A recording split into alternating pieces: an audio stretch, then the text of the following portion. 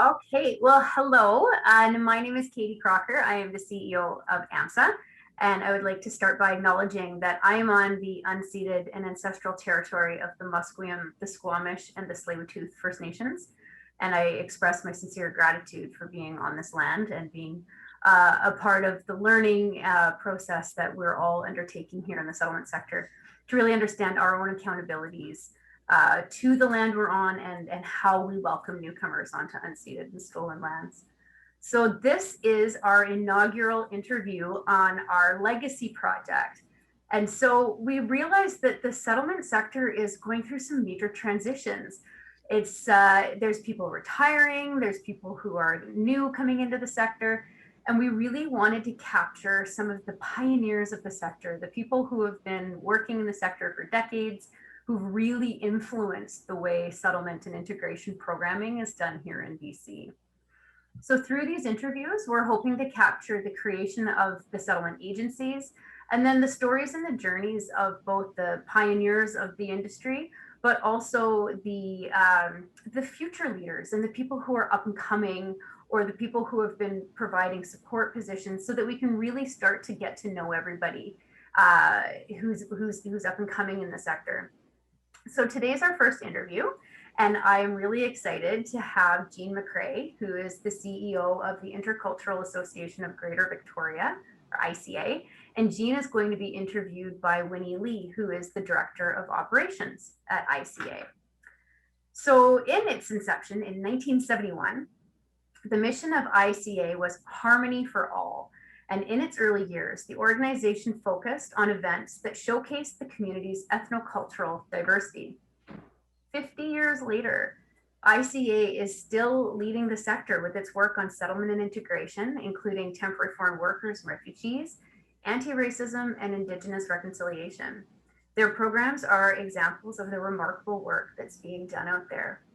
So no more spoilers, no more giving anything away. I'm going to hand it over to you, Winnie, and really looking forward to hearing the discussion. Thank you, Katie. Happy to be part of the project, the inaugural interview. Both Jean and I are on the Lekwungen speaking Esquimalt and Songhees nations, and are grateful to be providing the work that we do on a daily basis here, and thankful to the Indigenous peoples for all of their work in the land and the sea and the air and all those good things for us to do the work. So, Jean, we've been working together for over 20 years, so we have lots of these kinds of conversations all the time. But let's start with in the beginning. What were some of your goals that you had in terms of taking on the ED? At the time, you were the executive director for the organization.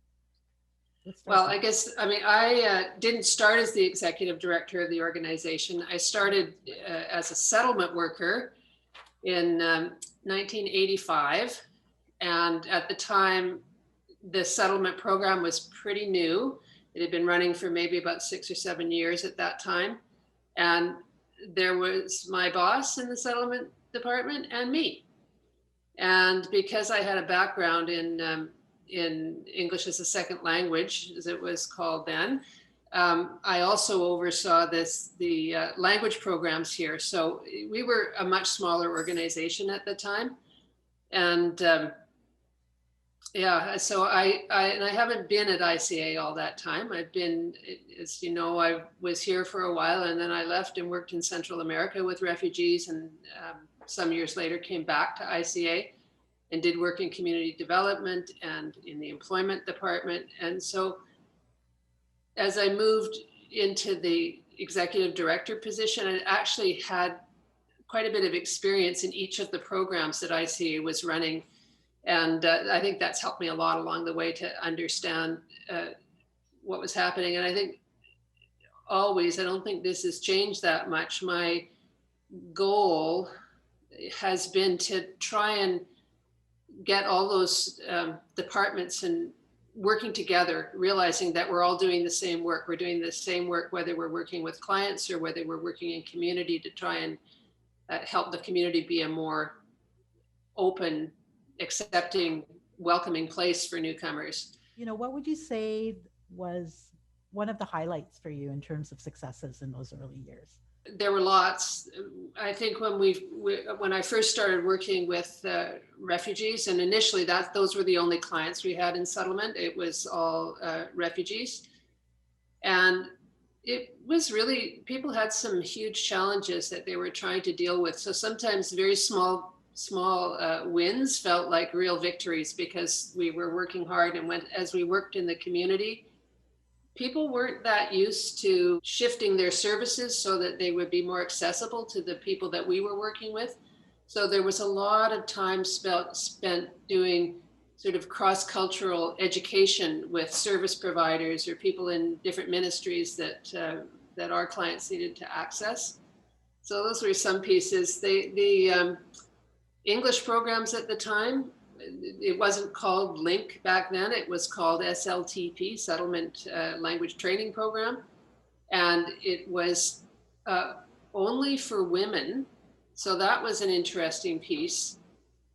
When we worked with the CIC, Citizenship and Immigration Officers, who worked with people when they came in, they'd ask if they wanted to work. And if they said no, then they got put into this program. If they said yes, they got put into a different program that was run by the college. It was very inconstant. So we'd apply for funding every year for 10 months of programming to cover the school year. And sometimes, some years we got 3 months of programming, that was all. So it was always a scramble to try and meet the need. And so we also had started, and you remember this, Winnie, we had a pretty large ESL program run by volunteers that always went along the government sponsored one. So it was a huge amount to manage with zero funding for it. So there's lots of pieces like that were just, super, everybody pitched in and worked really hard, which has made it a good place to work because it was, exciting. When I started as ED was the day that we moved into new space, which is the space that we're in now, although we've kind of expanded beyond the boundaries of where we started. Yeah. And that was a big move for us to get into a new space that was more suitable for us at the time. We're on the cusp of doing that again. Yeah, it's coming almost full circle, isn't it? But I remember moving and we'll be doing it again, definitely. I can't believe we've been here. How long have we been in this location? Since 1998. Wow, that's incredible. So definitely, I'm sure there's lots of highlights. But let's talk about when we had to face a major crisis. And I'm interested in hearing what you think that major crisis is. I obviously have a sense of it and wondering if it's the same as what's in my mind. Well, I definitely know that this was probably the most stressful thing that I ever had to deal with. Katie alluded to the fact that ICA started doing multicultural programming. So we started in 1971 after the inaugural Folk Fest was put on. And it was put on by the ethnic communities in Victoria because they wanted to fight racism. And they thought the best way to do that was to sort of prove to the community that they were not threatening people, and that, if people got to know them, got to eat their food, got to learn about some of their customs, that would deal with racism. Well, we know it didn't really work that way. And it certainly didn't deal with systemic issues and some of the issues we understand differently today than we did then. But Folkfest was the founding program. And basically the first year was a success. So the ethnic community members got together and formed the Intercultural Association. So Folkfest carried on as our major programming piece and through until 2006. So for a long time, but it was a huge effort and it grew tremendously. By the time I was involved with it directly, it was a mix of amateur performers and professional performers. By the time it got sort of in its latter years, we probably brought 150,000 people through in the 10 days of running the festival down in the Inner Harbor. However, it was also a huge risk to the organization, partly because it was doing outside programming at the end of June, beginning of July in Victoria, which is, not exactly reliable for sunny weather. So even a day of rain could throw everything off financially. So in 2006, we did have a major crisis, and it lost $250,000, which on that time, our budget was much smaller, so it was very significant. And we owed money to people. And that was, one of the things I always say about this role is I'm constantly learning new things and how to do new things. Some of them I didn't want to learn, like, how do you deal with creditors in a way that, you come out okay, reputation wise and able to continue to do business. So, so we did manage to pay everybody off without getting sued and without, burning all the bridges behind us. But it also was a major shift for the organization to move from holding on to this initial programming, which, we'd changed it up. We'd really moved it from being something that was an amateur festival where it started to something that really was looking to highlight Canada as it was then and as it continues to be, with many artists and expressions, who are high quality artists. So we had some people like Kanan was on our stage before people really knew him. He was just an up and coming artist then. And, look at where he's gone. But we really wanted to feature people like that, like refugees who were really top of their game in terms of their artistic expression. But it was a very risky business. And so we're really proud of what we did. We worked with incredible people in the community, and it's built us a huge reputation in many areas here. And we had tons of volunteers. So, the volunteer contingent for that festival was about 1,500 people every year. So those were 1,500 ambassadors for ICA in the community. And, so I'm really proud of a lot of that work that we did. And I'm proud that we came through that crisis without, meaning that we had to fold the organization, but it was very, very challenging. And as always, I asked a lot of advice from people and got lots of good advice. And so I was able to pull it together. Yeah, I remember that, and that was definitely the major crisis and that I have in my mind when that question comes up. And I think that you as well, Jean, you don't talk about yourself in terms of giving you credit, but you did so much in bringing in revenue to offset that deficit and the, trying to hold back the constant invoices that were coming in, that the money that we still owed. I think a lot of staff were in awe of how much you end up having to do as the executive director and pulling in revenue. And I think fortunate to have you at that leadership and doing all of that. And yes, we got through it without being sued. I think that was a huge thing.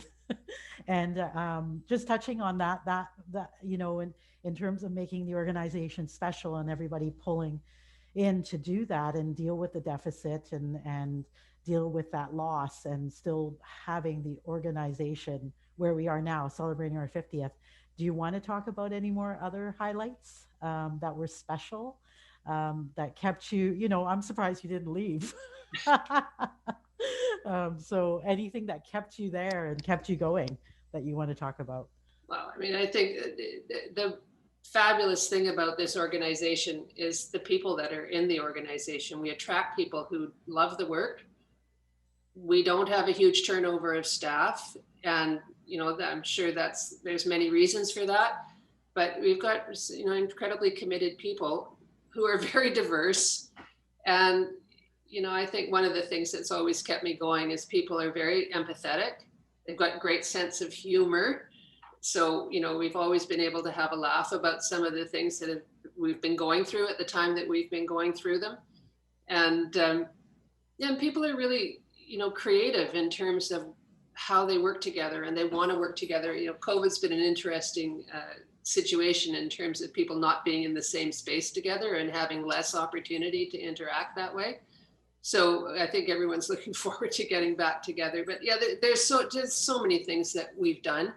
And I think some of the things that have kept me interested in doing the work is just remembering that while we're operating in, littleish Victoria, the work that we do is completely connected to the whole world and, and the country and all of that. So just keeping that in mind is how it keeps, how interconnected we are.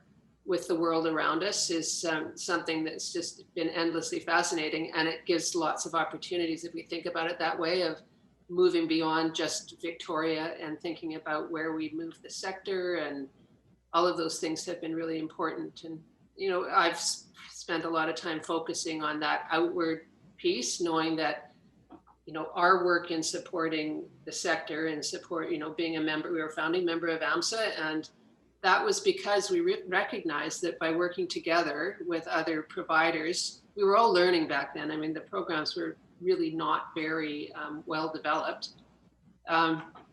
We've been able to develop the programs and collaborate and get better at what we do. Like, always have the lens on, if what other people are doing, other organizations, is that working better? Is that something we could do that would work better for the people that we work with? So that part's been exciting. Always learning, always learning. You've done so much in terms of sitting on provincial, but also national boards and bodies and committees. And I think that's one of the things too, is that there will be a loss when your time is in terms of retirement for the sector as well too. But I think it would be good for you to talk a little bit about how what you have been involved with and what you've seen change in terms of the sector as a whole. Being involved in the CCR gave us the opportunity to learn a lot of things. And, it also, AMSSA, I mean, we were founding members of AMSSA, but before my time here, and it was the same thing. People realized that if we collaborate, then we have a stronger voice talking to government, talking to funders, talking to the public. We can learn from each other. So, so we've been very involved in AMSSA, and obviously I was the board chair for 2 stints of 6 years, which it was a lot of work, but it was also really rewarding work because I had lots of opportunities to hear from colleagues. And but obviously in this much time, it's not all professional. There's a lot of friendships, and part of the way that we worked is to be really collaborative, and that has started on collaborating with researchers, with Metropolis. And there was a time when Metropolis had local centers, so BC was one of them. So that was, once we got to work more with research, we realized how valuable that could be to the work that we're doing. And so that sort of has more and more researchers have gotten into the field of looking at immigrants and refugees and settlement and resettlement, and how that all works and what could work better, and all of those pieces. So we've collaborated a lot with the 2 universities here, with youve and with Royal Roads, around all sorts of research projects, and they've been great collaborators. And then when Pathways to Prosperity, well, step back, and through AMSSA, I've represented BC at some national tables. And out of that came an invitation to co-chair Pathways to Prosperity with Vicky Esses. And we're now 8 years into that process. Wow. Yeah.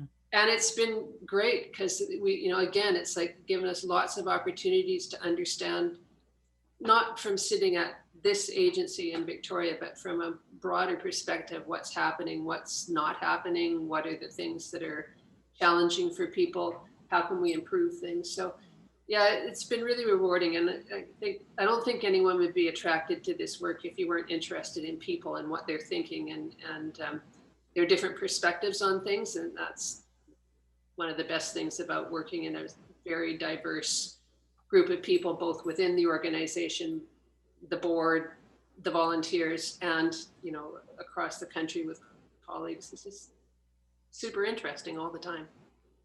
Well, and you've always been passionate about it, so that I think it fuels your fire as well too.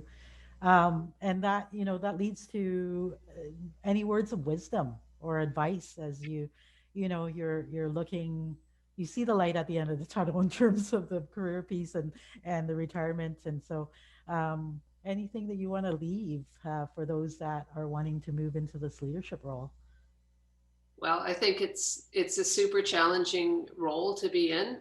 I don't know what the words of wisdom are, except for that it's really rewarding to do this work. I feel really happy about having been in this area, and I feel very happy in this particular area of diversity. And we were talking a little bit, Katie mentioned in the introduction about the work we've been doing on the Indigenous front, trying to bring together what we do with the Indigenous peoples in the region that we are in.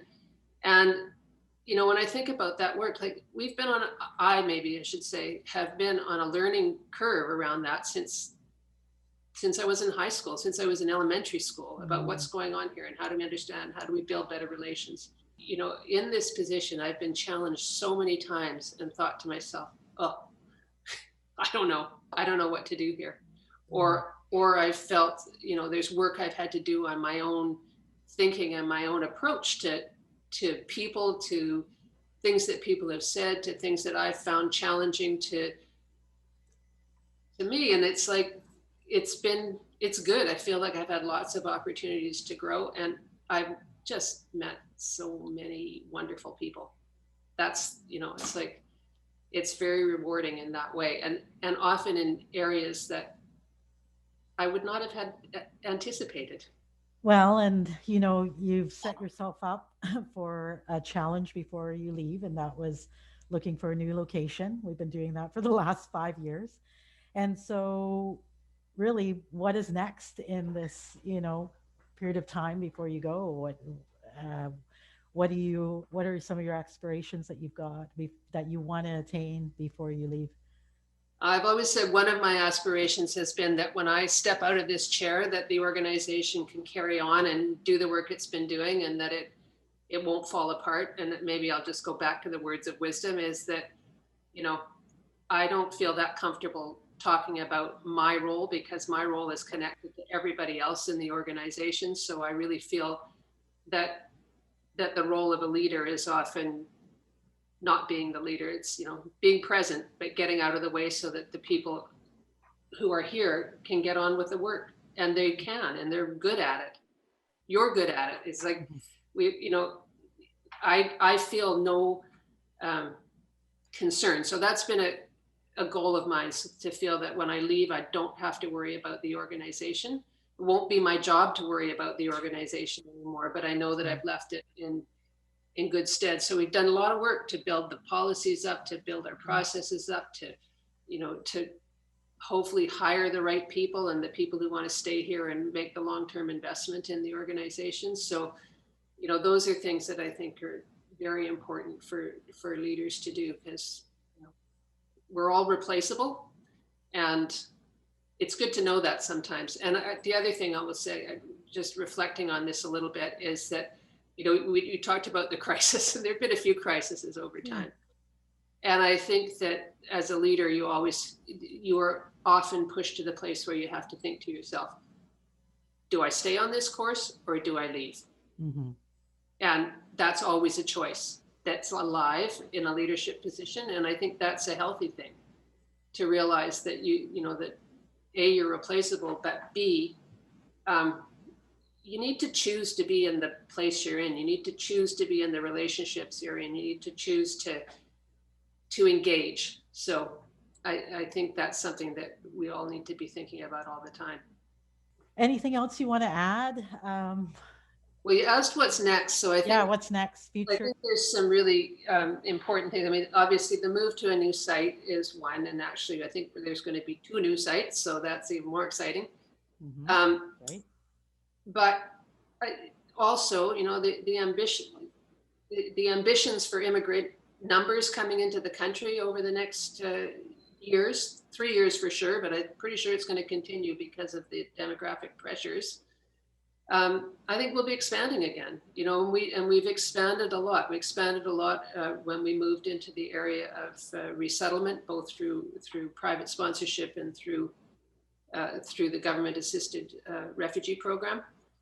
But, you know, so those are big jumps for us, and it's changed our client group. And, you know, one of the things I'm very proud of is that, you know, we get teased in Victoria about being, you know, way too white. But one of the reasons we've been way too white is that we have not had government-assisted refugees for many years. I worked with them when I first worked at ICA, and then everybody got sent to Vancouver. Right. And what that has meant is that there haven't been refugees here who could name refugees overseas, their family members, you know, et cetera, who they wanted to come here. So that has meant that we've really fallen behind many other Canadian centers in terms of the diversity of people coming into the community. So now we're rectifying that. And I feel very proud of that, that we've been able to bring, you know, those numbers of people in over the last, you know, we decided as a board to move into that area in 2015. Mhm. And then we really moved into it fast. Yeah, both privately sponsored and RAP, right? So, Yeah. Yeah. And I mean, that was a big challenge for the organization. And mhm. it just, you know, it underlined for me that this is a group of people who can be relied on. And in no small part, you've been a huge part of that, Winnie. It's like people who can be relied on just to get the job done and do the right thing. And it's been amazing. And I think that's what's so great about working in the sector is that the challenges come, they're challenges, but you know, it's great to have change and it's great to thrive and be challenged and accept that challenge and be successful at it. So, you know, definitely I echo some of those reasons why I'm still in the sector too. And you know, I think, Jean, I know you've said you're replaceable. You've put your stamp on this organization. I think it'll be very hard to find someone that will be in the CEO position that, you know, has some of the same qualities. But as we move into, you know, that new venture in terms of leadership, your legacy, of course, will always stay here with ICA and will continue, I'm sure, for the next while, even after you've left. I'm hoping not to call you or anything like that, but it has definitely always been a pleasure of mine to work with you, and I've stated that and said that over the years. So, but change is good, and there's lots of challenges to look forward to, and a lot of good things. So, Yeah. Thank you for all that you've done for ICA. Well, thanks, Winnie. And, you know, I would like to say that everybody has blind spots. In the words of advice, we all have blind spots, and we have things that we do better than we do other things. So, you know, I hope that there's a good chance that whoever comes in after me, you know, fills in some of the holes that I have, and vice versa. So, True. thanks. Yeah. Thanks. Well done, you guys. So, I mean, some of the things that really stood out for me, the constant changes or ongoing changes to language training, and that just really stood out for me. And 3-month contracts. 3-month contracts. Yeah, had a few of those, but you know, core funding has come up to 5-year contracts really for IRCC. And Jean, I mean, you've been very, very supportive of the sector moving to 5-year contracts, and definitely have that history to be able to share that with us. Hearing about your Folk Fest crisis, I couldn't imagine. And it sounds like you handled that as a champ that you are. And then 12 years on the AMSSA board, that's a lot of time to serve on the AMSSA board. And so, you know, I have enormous gratitude to you. Sincere thanks to the two of you for being our first video. I think it sets a really great example of how we can share the stories of folks as they're starting to move on to new and exciting adventures in their lives.